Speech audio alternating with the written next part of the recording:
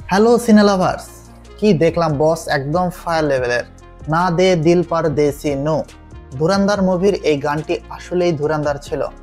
মানে একটা perfect song যাকে বলা হয় এই গানটি, সেটাই ছিল।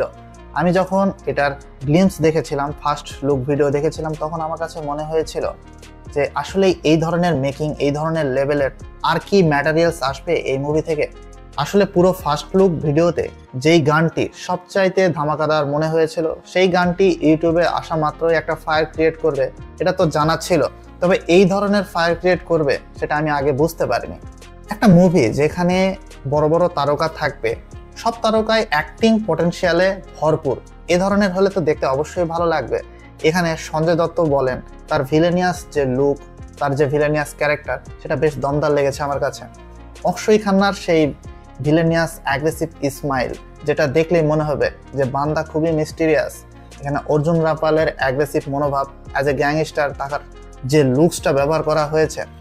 আর মাধবানকে মনে হচ্ছিল সাইলেন্ট কিলার, তার একদম ঠান্ডা মেজাজের খুনি যেরকম হয় সে ছিল সেরকম। আর সকলের মধ্যমণি হিসাবে এখানে রয়েছে রণবীর সিং, আর রণবীর সিং এর যে অ্যাক্টিং পটেনশিয়াল সেটা তো ভরপুর ছিল।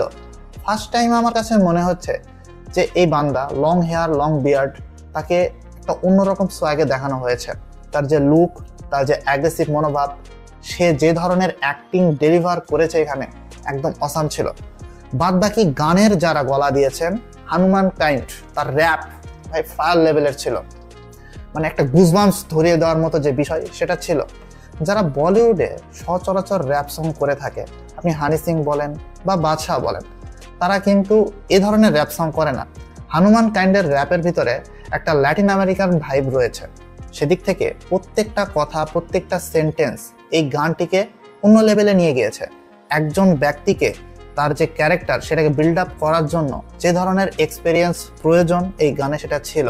বাদ বাকি অন্যরা যারা এখানে গলা দিয়েছেন, জেসমিন বলেন বা সুধীর ইয়াদিভাংশু বলেন বা শাশ্বত সাজদেব, তাদের প্রত্যেকটা গলায় যেন এই গানটিকে একটা পাঞ্জাবি ভাইবস ক্রিয়েট করেছিল বা পাঞ্জাবি ভাইবস এই গানটিকে দিয়েছিল। তার সাথে হনুমান কাইন্ডের র্যাপ যেন সোনায় সোহাগা।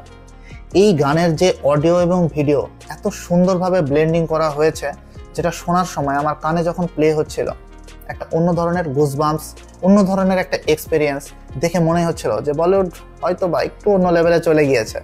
তারা নিজের মতো কিছু একটা ক্রিয়েট করার চেষ্টা করেছে। আপনি সাউথে দেখবেন যে তারা মোশন পোস্টারের উপরে ভিডিও নির্মাণ করে লিরিক্যাল ভিডিও ড্রপ করে ইউটিউবে, এটা তাদের একটা মার্কেটিং স্টাইল ছিল। তো সেদিক থেকে বলিউড কিন্তু অবশ্যই এখানে একটু নতুন কিছু ইনভলভ করেছে। শুধুমাত্র মোশন পোস্টারই নয়, এখানে ভিডিও ছিল, যে ভিডিওগুলি আমরা ফার্স্ট লুকে দেখে এসেছিলাম। তবে 360 অ্যাঙ্গেলে যে এডিটিং করেছিল, যে সে এই লেভেলের একটা এডিটিং আমাদেরকে দিয়েছে। মোশন পোস্টার বলেন, ভিডিও বলেন, যারা গেম খেলে থাকেন, গেমিং ভার্সনে মোশন পোস্টারের যে মুভমেন্টগুলি ছিল সেটা ছিল টপ নচ।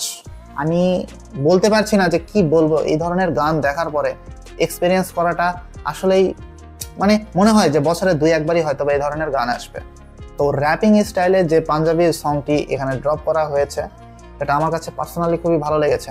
আর এই গানটির যে মেকিং, এই গানের যে ভিডিও, এই গানের যে ম্যাটেরিয়ালসগুলো ছিল, সেটা আসলেই ভাই একটা ফায়ার লেভেলের ক্রিয়েশন, মানে একটা বস লেভেলের ভাইব ধরে রেখেছিল।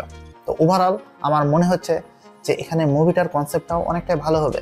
নায়িকা হিসেবে সারা অর্জুন রয়েছে। যাই হোক, মুভিতে সেই ছোট বাচ্চাটি সে এখানে বড় হয়ে অ্যাজ এ হিরোইন কী ধরনের অভিনয় দেয় সেটা দেখার বিষয়।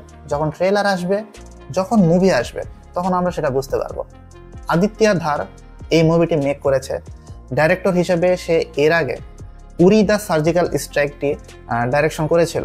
তো সে যে ধরনের উত্তেজনাকর ক্রিয়েশন আমাদেরকে দেয়, এই মুভিতে যদি সেটা আবারও পুনরাবৃত্তি হয়, যদি গল্প ভালো হয়, স্ক্রিন প্লে দমদার হয়, টুইস্ট এবং টার্ন, ক্লাইম্যাক্সও যদি সেরকম ধামাকাদার হয়, তাহলে মুভিটি ভাই বাস্ট হবে বক্স অফিসে, সেটা আমার কাছ থেকে লিখে নিন।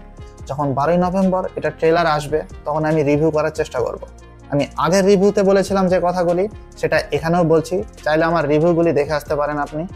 আমি যেটা বলছি যে এই মুভির কনসেপ্টটা বলিউডের চিরায়ত অন্যান্য মুভির চাইতে অনেকটাই আলাদা হতে চলেছে।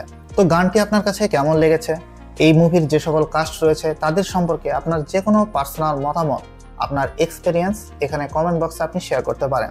আমার রিভিউটি আপনার কাছে ভালো লাগলে অবশ্যই লাইক করবেন, শেয়ার করবেন আপনার পরিচিত মুভি লাভার্স বন্ধুদের কাছে। আর চ্যানেলটিকে সাবস্ক্রাইব করে পাশে থাকা বেল আইকনটি অন করে দিলেই আমাদের যে কোনো রিভিউ ভিডিওর নোটিফিকেশন আপনার সামনে পৌঁছে যাবে। তো বন্ধুরা, আজকে এখানেই শেষ করছি আমার রিভিউ। Good bye.